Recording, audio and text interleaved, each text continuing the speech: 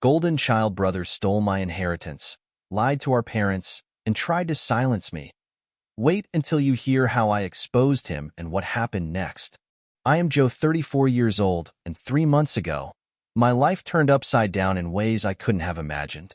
It started when my parents, Carol and Richard, passed away in a car accident. Losing them was a blow I'm not sure I'll ever recover from. One day, they were there, laughing and living their lives, and the next, they were gone. But as crushing as their loss was, what followed after their deaths shook me even harder. I thought I knew my family. We weren't perfect, but we were solid, or at least I believed we were. My parents always said we didn't have much, but what we had would be split evenly between me and my older brother, Mark. It's only fair, my mom used to say, and I never had a reason to doubt her. But when we gathered at the lawyer's office for the reading of the will, everything I thought I knew about my family crumbled in an instant. The lawyer's office was cold, quiet, and impersonal. I sat there feeling like I didn't belong. Mark, 3 years older than me and always polished in his tailored suits, sat across from me with that smug look on his face I've come to resent. He didn't look sad. He didn't look broken. He just looked like a man who knew something I didn't. The lawyer, a tall, graying man named Mr. Hodges, shuffled through a stack of papers before clearing his throat. I'll never forget his words. To my eldest son, Mark, he began, I leave the house, all savings, and the family heirlooms. To my younger son, Joseph, I leave a box of sentimental items. A box. That was it. My share of everything my parents worked for boiled down to a dusty box sitting in the corner of the room like it had been forgotten. My stomach twisted, and my throat tightened as I tried to process what I was hearing. That can't be right, I managed to choke out. There must be some kind of mistake. Mark just sat there, arms crossed, watching me with the same indifferent expression he's worn since we were kids. There's no mistake, Mr. Hodges said flatly.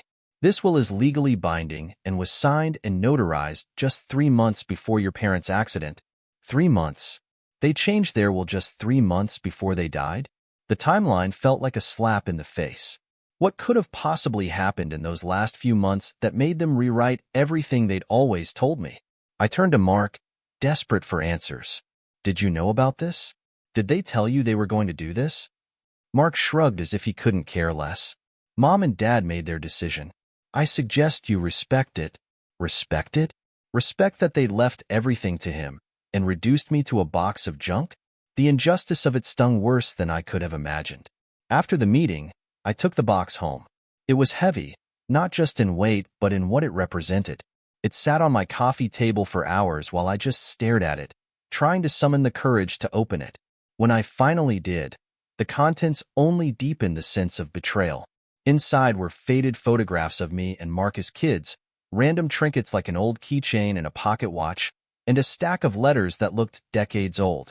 None of it screamed inheritance. It all felt like an afterthought, something they'd thrown together at the last minute. At the bottom of the box was a yellowed envelope with my name written in my dad's handwriting. My hands trembled as I opened it. The letter was short and vague. It read, Joe, we tried to do what was best for everyone. I hope you'll understand one day. Please take care of yourself. Love, Dad. What the hell was I supposed to understand? That they thought Mark deserved everything while I was left with memories in a box? That they favored him even in death? I threw the letter onto the coffee table and sat there, staring at it, anger bubbling inside me. The thing is, I should have seen this coming. Mark was always their golden child. Growing up, he got everything handed to him. Private school, a new car on his 16th birthday, and a fully paid ride through college. Meanwhile, I scraped by with part-time jobs and student loans just to get through state school. When I brought it up to my parents, they always brushed it off, saying, You're independent, Joe. You don't need the same help Mark does. Now, it was clear that favoritism didn't die with them. I couldn't let it go. I started digging for answers, desperate to understand why they would have done this. I called a lawyer to ask if the will could be contested, but he shut me down almost immediately. It's airtight, he said. There's no evidence of fraud or coercion. Your parents' decision is final. Meanwhile, Mark wasted no time flaunting his new fortune. He moved into the family home, tore up the garden Mom had spent years tending to, and started a series of expensive renovations. Every time I drove past the house, I felt another piece of my childhood being erased. Our extended family wasn't much help. A few expressed sympathy, but most told me to move on and accept my parents' wishes. At family gatherings, I became the outcast. People whispered when I entered the room, their glances heavy with pity or judgment. One night, after hours of pacing and trying to calm my racing thoughts, I went back to the box. I sifted through it again, this time more carefully. That's when I noticed something I hadn't seen before. A faded photograph of my dad shaking hands with a man I didn't recognize. They were standing in front of what looked like a Pittsburgh office building. On the back of the photo, my dad had written, July 2009, a fresh start. A fresh start? What did that mean? That photo felt like a clue, a tiny piece of a much larger puzzle. If my parents had secrets, I was going to find them. I wasn't ready to give up, not yet. Something wasn't adding up, and I was determined to get to the bottom of it. I just didn't realize how deep the rabbit hole would go. The more I stared at that photograph of my dad with the unknown man, the more determined I became to figure out what it meant. My dad never mentioned any big partnerships or deals in Pittsburgh. If this fresh start in 2009 was such a pivotal moment, why had I never heard about it? That photo, combined with the cryptic letter he left me, told me there was more to their story. The first step was obvious. I needed to talk to Mark again. I hated going back to that house, now so different from the home I grew up in. Mark had gutted the place. New floors, new paint, and even the old oak tree in the front yard was gone. It was like he was trying to erase every trace of our parents, every piece of history tied to them. I found him outside, barking orders at a group of contractors. Mark, I called out. He barely glanced at me. What now, Joe? He said, his tone sharp. I held up the photo. Who's this? And what's July 2009, a fresh start, supposed to mean? He took the photo from me, barely glancing at it before handing it back. How should I know? Dad had all kinds of business contacts. I didn't keep track of them. You were closer to him than I was, apparently. I snapped. Didn't he ever talk to you about it? This guy looks important. Mark sighed and rolled his eyes like I was wasting his time. Joe, Dad and I had a lot of conversations about the family business, about money, about keeping things afloat. If this guy was part of that, it doesn't matter anymore. Stop digging. You're not going to find anything. The dismissive way he said it made my blood boil. He wasn't just brushing me off. He was hiding something. Keeping things afloat? What are you talking about? Mark smirked. I already told you. I helped Mom and Dad when they were in trouble. If it weren't for me, the business would have gone under. And they never told me? Why? Because you didn't care, Joe, he shouted. You were off doing your thing, fixing cars, living your small life. They didn't think you needed to know. His words hit me like a punch to the gut, but I wasn't going to let him see how much it hurt. They could have at least given me the chance to help, I said through gritted teeth. Mark shook his head. You wouldn't have been able to. Just let it go, Joe. Mom and Dad made their choices. Accept it. I left before I said something I'd regret, but his words echoed in my mind the whole drive home. You didn't care, Joe. That wasn't true. I cared. I always cared. They just never gave me the chance to prove it. The next day, I called up Alan Davis, an old family friend who used to be close to my parents. Alan was a retired accountant who drifted out of our lives about 10 years ago after some mysterious falling out with my dad. If anyone knew what my parents had been going through in 2009, it might be him. When I reached him, Alan was hesitant to talk at first. He said he didn't want to dredge up old memories, but when I mentioned the will and how everything had gone to Mark, his tone shifted. Joe, he said, your parents went through some serious financial trouble back then. I'm talking about near bankruptcy levels of trouble. What? How is that possible? I asked. They never said anything about that. They didn't want you to know, he replied. They wanted to protect you. Or maybe they thought you wouldn't understand. The family business was failing, Joe. They made some bad investments, and it almost wiped them out. Mark stepped in and gave them a lot of money to keep things afloat. Why wouldn't they tell me any of this? I asked again, my frustration growing. Your parents always thought you were the independent one. The one who didn't need their help or their problems, Alan said. They relied on Mark because he had the money, and they trusted him to fix things. I think that's why the will ended up the way it did. It was their way of paying him back. I sat there in silence, trying to process what Alan was telling me. So Mark really had helped them, but at what cost? And why did they think I didn't deserve to know the truth? Before we ended the call, Alan dropped one more bombshell. You should know, Joe, there was an earlier version of the will that split everything equally between you and Mark. I saw it years ago when they first drafted it. I have no idea why they changed it. An earlier will. That meant something had happened to shift everything in Mark's favor. I decided to dig through the few belongings of my parents that I still had access to. In an old filing cabinet in their attic, I found a stack of documents, tax returns, bank statements, and invoices. Most of it seemed normal at first glance, but then I noticed a series of massive withdrawals and deposits from around the same time Alan mentioned, 2009 and 2010. There were also the names of companies I didn't recognize, and one document even had Mark's name on it. It looked like a partial contract of some sort, but key pages were missing, leaving me with more questions than answers. I brought the contract and some of the other documents to a lawyer friend of mine, hoping he could shed some light on what I'd found. He took one look at the contract and said it appeared to be a promissory note. It looks like your parents borrowed money from Mark, he explained, but without the missing pages, I can't tell you the terms of the agreement or if there was any repayment plan. So Mark had bailed them out, but why hadn't he ever mentioned it? Why hadn't they? And why did their thanks come in the form of cutting me out of the will entirely? The deeper I dug, the more questions I had. I went back to the box of keepsakes again, hoping there might be something I'd overlooked. That's when I noticed another photograph. This one showed my dad at what looked like a formal event, shaking hands with another man in a suit.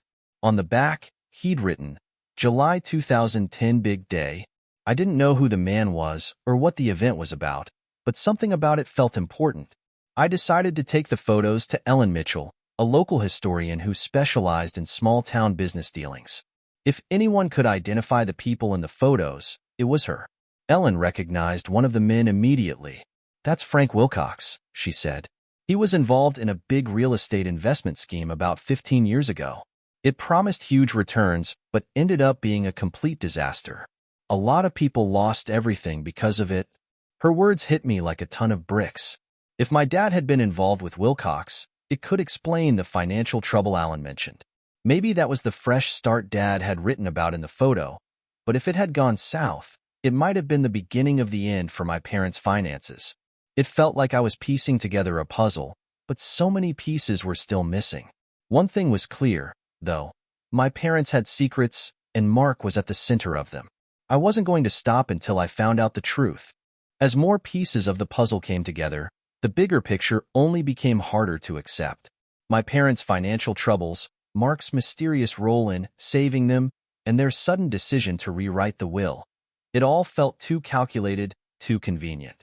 The discovery of Frank Wilcox's connection only deepened my resolve.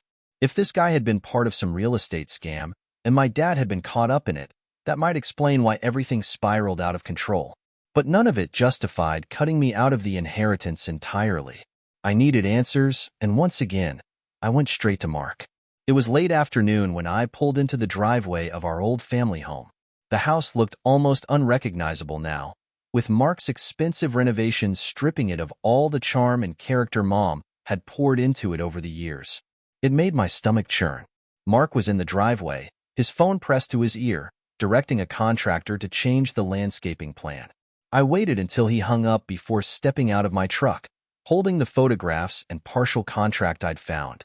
"We need to talk," I said firmly, walking up to him. Mark sighed, already looking annoyed. "Joe, if this is about the will again." "It's not just about the will anymore." I cut him off, thrusting the photos toward him. "I found these. That's Dad, isn't it? And that's Frank Wilcox." Mark's face stiffened, just for a second, before he forced his usual dismissive smirk. "So? Dad had a lot of business contacts. What's your point?" "My point is, Wilcox was part of a scam that ruined people's lives. If Dad was involved with him, it could explain why they were in so much trouble. And then there's this." I held up the partial contract. "You loaned them money? didn't you? That's what all this was about. Mark folded his arms, his expression darkening. Yeah, I did. They needed help, and I stepped in. You're welcome, by the way. Why didn't they ever tell me? I demanded. Why didn't you? Mark shrugged. Because it wasn't your concern, Joe. You weren't involved in the business. You didn't care about what they were going through. Don't you dare tell me I didn't care. I snapped. They should have given me the chance to help. Instead, they handed everything over to you like you were some kind of savior. Maybe because I was, Mark shot back. Do you have any idea what kind of mess they were in? They were on the verge of losing everything. I put my own money on the line to save them, and they trusted me to handle things. That's why they wrote the will the way they did. Or maybe you convinced them to write it that way, I said coldly. Mark's eyes narrowed, and his tone turned icy. Watch yourself, Joe. You're making accusations you can't back up. Mom and Dad made their decision. Respect it or don't, but stop blaming me for your bitterness. I clenched my fists, knowing I wouldn't get any more out of him. As much as I wanted to punch that smug look off his face, I turned and walked away.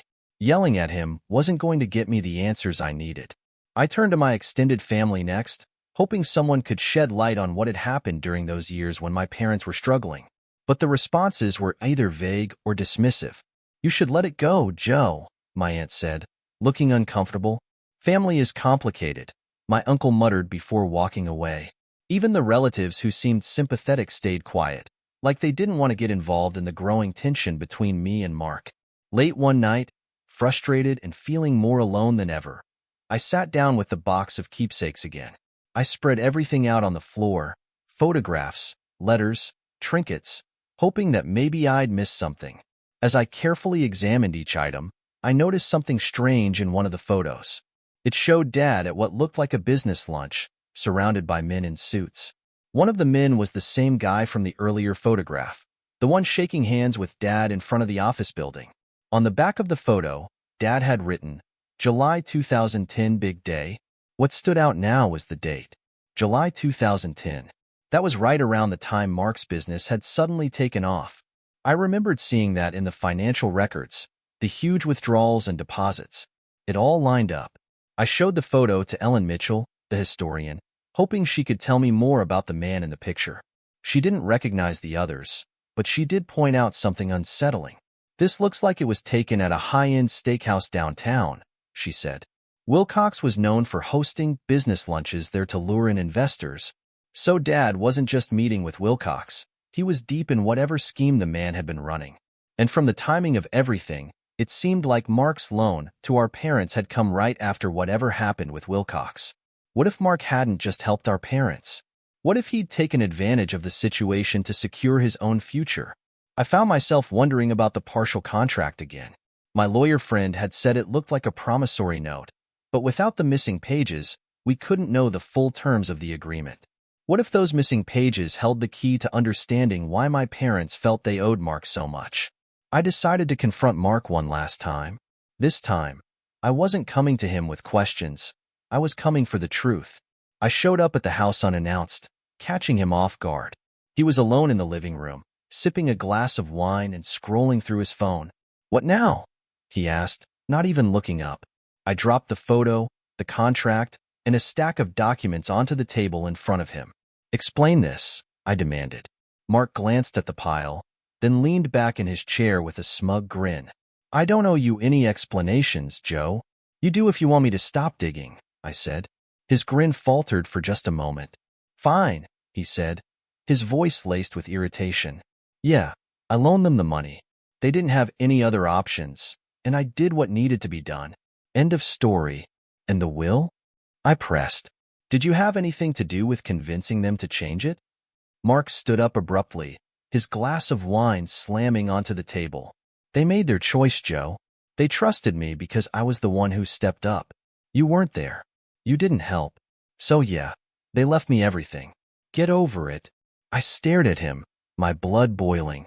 They didn't trust you. They felt trapped. And you used that to take everything for yourself. Mark's eyes flashed with anger, but he didn't say anything else. I turned and walked out, vowing that this wasn't over. If my parents had secrets, I was going to uncover them. And if Mark had manipulated them, I was going to prove it. I couldn't get Mark's words out of my head. They trusted me because I stepped up. That smug arrogance wasn't just his way of dismissing me. It was the mask of someone who had gotten away with too much for too long. If he thought he'd buried the truth along with my parents, he was dead wrong. The next few weeks were a blur of late nights and relentless digging. Every time I looked at the photos, the letters, and the contract, I felt closer to something, but never close enough. I couldn't shake the feeling that there was one crucial piece I was still missing. Then, buried in a box of old tax documents my parents had kept in storage, I found it, a letter from my mom. It was tucked between a stack of receipts and written in her neat, looping handwriting. Joe, we believed we were doing what was best for the family. Helping Mark seemed like the only way forward at the time. I hope one day you'll understand and forgive us for the decisions we made. Please know that we loved you both equally. I reread it 3 times, hoping the words would somehow reveal more. But it only confirmed what I already suspected. They'd felt pressured, trapped, and guilty. My mom's regret practically dripped from the page, and it hurt to think of her carrying that guilt with her to the end. But what really caught my attention was the phrase, helping Mark seemed like the only way forward. Why would they think that? What exactly had Mark done to make them feel like he was their only lifeline? I went back to the historian, Ellen Mitchell, with the photos I'd found of Dad at those business lunches. She pointed to one of the men Dad had been meeting with and told me he was connected to a failed real estate project. It had been the talk of the town years ago. A scam that promised huge returns but ended in financial ruin for most of the investors. If my dad had been caught up in that mess, it would explain why they were in such a financial bind by 2009. The timeline was starting to make sense. That failed investment, followed by Mark's help to save the family business, had led directly to the rewritten will. But something still didn't sit right. Why had my parents left everything to Mark? Why not split things at least somewhat fairly? Alan Davis, the family friend who had first mentioned my parents' financial troubles, came through with another crucial piece of the puzzle. He told me there had been an earlier draft of the will that divided the estate equally between me and Mark. I remember your parents talking about it years ago, he said. They wanted to keep things fair. I don't know what made them change their minds. That draft, along with the vague letters from my parents, painted a clear picture of guilt. They'd felt obligated to repay Mark, even if it meant cutting me out completely. I confronted Mark again, this time armed with more evidence. You lied to them, didn't you? I said, slamming the stack of documents onto the table in front of him. Mark didn't even flinch. Lied to them about what? You made them think you were their only option. You knew they were vulnerable, and you used that to make yourself look like the hero. You convinced them to leave you everything. Mark leaned back in his chair, a faint smirk on his lips. They made their own decisions, Joe. Stop blaming me for the fact that they trusted me more than they trusted you. I pointed to the letter from Mom. This doesn't sound like trust. It sounds like guilt. You pressured them into this. Mark's smirk faded, and for a brief moment, I saw something in his eyes. Panic, maybe, or just the frustration of being caught. I didn't pressure anyone, he snapped. I helped them when you didn't. They owed me, and they knew it. There it was. He wasn't even trying to deny it anymore. I walked out of that house with one goal in mind, to set the record straight. I wasn't just fighting for a share of the inheritance anymore. This was about exposing the truth, about my parents, about Mark, and about the lies that had poisoned our family. I started reaching out to other relatives, hoping someone might have more insight into what had happened. Most of them were hesitant to talk, unwilling to pick sides in what they saw as a family feud. But one of my cousins, Lisa, finally opened up. I remember your parents talking about their financial troubles years ago, she said. But they only ever talked to Mark about it. They thought you couldn't help. Why would they think that? I asked, trying not to let my frustration show. Lisa hesitated. I don't know, Joe. But I do know they were worried about losing everything. Mark convinced them he was their only way out. I think they felt like they didn't have a choice. Her words hit me harder than I expected. They didn't think I could help. Maybe they were right. I wasn't in a position to bail them out back then. But it still stung to know they hadn't even given me the chance. I went back to the photos and letters, trying to piece everything together.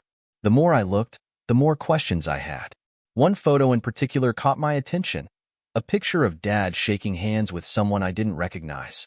On the back, he'd written, July 2010 Big Day. I took the photo to my lawyer friend, who'd been helping me sort through the documents. He studied it for a moment before pointing to a name on one of the invoices I'd found earlier. This guy was involved in some of the same deals as Wilcox, he said.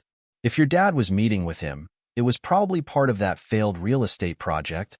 It was starting to make sense. Dad had taken a gamble on a bad investment, lost everything, and then turned to Mark for help. Mark had bailed them out, but instead of doing it out of love or loyalty, he'd used the situation to his advantage. I found more letters in the box, written by my dad. One of them mentioned the mortgage on the house. We didn't have a choice, he wrote. Mark offered to help, and we had to accept. I just hope it was the right decision. It wasn't. With every new piece of evidence, my anger at Mark grew. He hadn't just helped our parents, he'd manipulated them. And now he was reaping the rewards while acting like he was some kind of hero. Alan Davis offered to help me dig deeper. He mentioned that the estate might be worth more than I realized, thanks to assets that had appreciated over the years. If Mark manipulated your parents into favoring him, it wasn't just about sentiment, Alan said. It was a calculated financial move. Hearing those words lit a fire in me. This wasn't just about family drama anymore. It was about justice, for my parents, for myself, and for the truth they tried so hard to bury. I wasn't done yet. Mark's arrogance wouldn't stop me, and neither would the silence of the rest of my family. The truth was out there, and I was going to find it. The day I filed the legal challenge against the will, it felt like I was walking into a storm. My lawyer, an estate specialist, explained that proving undue influence wouldn't be easy, but we had a strong case. The earlier will draft, the letters filled with guilt, and the financial documents that hinted at Mark's manipulation. I wasn't just fighting for a share of the estate. I was fighting to set things right. Mark didn't take the news well. He hired a high-powered lawyer and immediately went on the defensive. In group chats with the family, he painted himself as the dutiful son, claiming he had sacrificed everything to save our parents. He called me bitter and accused me of dragging the family into unnecessary drama. His words stung, but I refused to back down. As the case progressed, the family split further. Some relatives openly sided with me, outraged at the injustice. Others clung to Mark's narrative, accusing me of being jealous and ungrateful. Holiday plans were canceled, group texts disbanded, and the family felt more fractured than ever. Then, something unexpected happened. While organizing some of my parents' belongings, I found an old cassette tape buried in a box marked Memories. On it, I heard my dad's voice. If this ever comes to light, I hope you can forgive us, Joe. We thought we were protecting the family. Mark promised he'd do what was best, but sometimes I wonder if we made the right choice. Hearing those words broke my heart all over again. My dad's doubt, his regret. It was all there, recorded just months before he and Mom died. The tape became a turning point. It was more than just evidence. It was a direct window into their state of mind. In court, my lawyer presented everything. The earlier will draft, the letters, the photographs, and now the tape. The family lawyer who had handled the revisions testified that Mark had been heavily involved in pressuring our parents during their final months. The judge listened carefully as the timeline of manipulation unfolded. When Mark took the stand, his carefully constructed facade started to crack. Under cross-examination, he grew defensive, his answers evasive. When confronted with the tape and the testimony of the family lawyer, he snapped, admitting he had influenced their decisions. They owed me everything, he shouted, his frustration boiling over. That moment sealed his fate. The judge ruled in my favor, citing undue influence and a poorly worded clause in the will that allowed for partial redistribution of the estate. The assets were divided more fairly, giving me a sense of closure I hadn't felt in months. Mark stormed out of the courtroom without a word to me or anyone else. I heard later that he cut ties with most of the family, isolating himself further. With the legal battle behind me, I finally felt free to move forward. I used my share of the inheritance to start fresh in a new city. I realized this fight was never just about money. It was about my parents, their legacy, and my place in the family. They made mistakes, but their love for me was never in question.